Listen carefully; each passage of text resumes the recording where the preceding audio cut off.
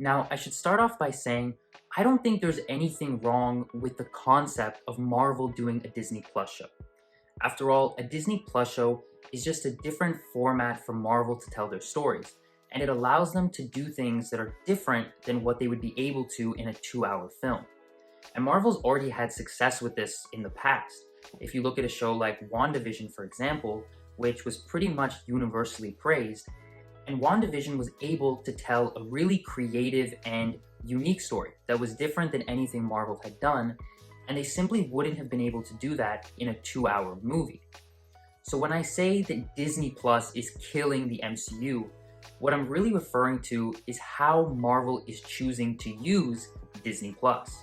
In 2021, they put out 5 Disney Plus shows in addition to 4 movies they released that year. In 2022, they put out 3 Disney Plus shows, 3 specials, in addition to 3 movies they released in theaters that year. So over the course of 2 years, Marvel put out more content than the entirety of phases 1, 2, and 3 combined. Now, obviously this is being done to try to get more subscribers for Disney Plus. However, when you start putting out so much content, it creates some problems for the MCU as a whole. When you're putting out 8 or 9 projects a year, it becomes a lot harder to dedicate your time and your attention to each of the individual projects.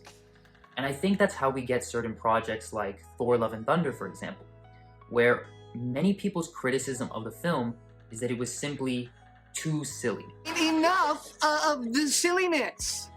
And that feels like something that could have been prevented if Kevin Feige was able to have more oversight. Because Taika Waititi had a lot of success with Thor Ragnarok, Marvel probably decided to give him some freedom here so Kevin Feige could go and watch over the projects that were being done by new directors that didn't have experience in the MCU. Obviously, that freedom that they gave to Taika ended up hurting them as the film just went way overboard on humor and ended up feeling silly in the end. The other obvious problem is its accessibility for general audiences. For die-hard fans, keeping up with 8-9 projects a year might actually be a benefit. But for your everyday casual viewers who just watch the movies and aren't spending their time watching YouTube videos like this can be too much. Too many things happening. When there's a new Marvel project that's coming out every single week, that can be a big turnoff for people, where they end up feeling like they're doing homework rather than just getting to enjoy a piece of entertainment. And over time, I think that's going to get a lot of people to just kind of stop watching the MCU. I know friends that watched the entire Infinity Saga from Iron Man to Avengers Endgame, and then all of a sudden in the past couple years, they just slowly faded out of keeping up with the MCU because it was just becoming too much to keep up with. Now, those are the obvious reasons that everyone's already talked about when it comes to this topic.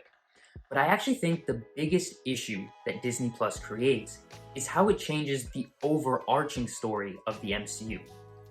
In the Infinity Saga, there was always a clear direction to where everything was headed. If you go back to the first Iron Man film, at the end of that movie, Nick Fury shows up and talks about the Avengers Initiative. And then every single movie in that phase was building towards the Avengers getting together.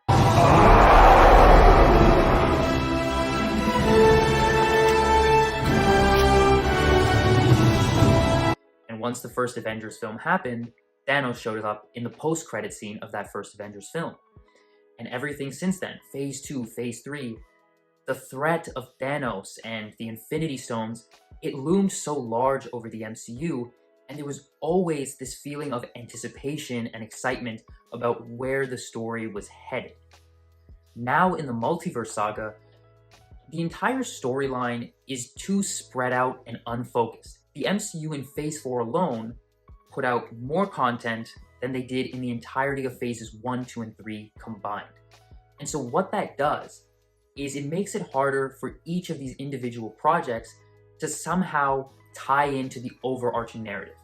We've gotten a few projects here and there that have pushed the multiverse storyline forward, like Loki, Doctor Strange in the Multiverse of Madness, and then most recently, Ant-Man and the Wasp: Quantumania, where we actually got to see Kang the Conqueror for the first time.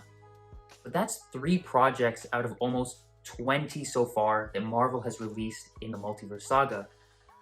All the rest of them have just kind of been their own thing.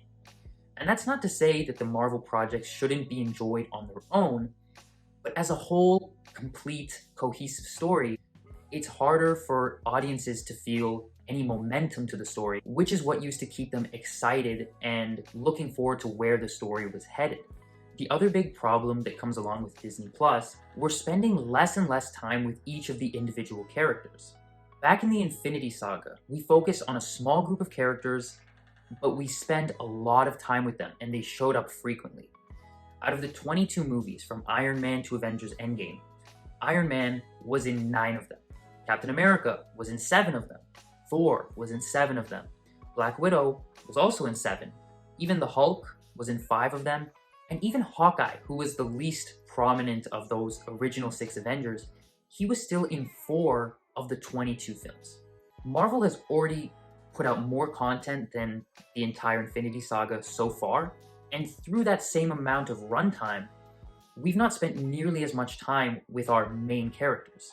Spider-Man, who should be the biggest character that Marvel has to offer, we've only seen him once so far. Doctor Strange, we've seen twice.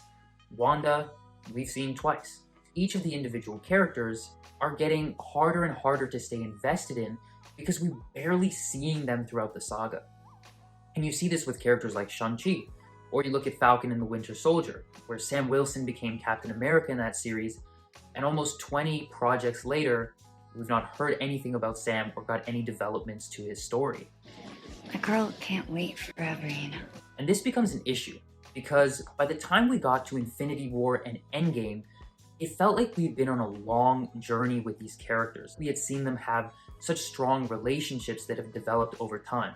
And that's why the culmination of the Infinity Saga was so meaningful and it was so beloved by so many people.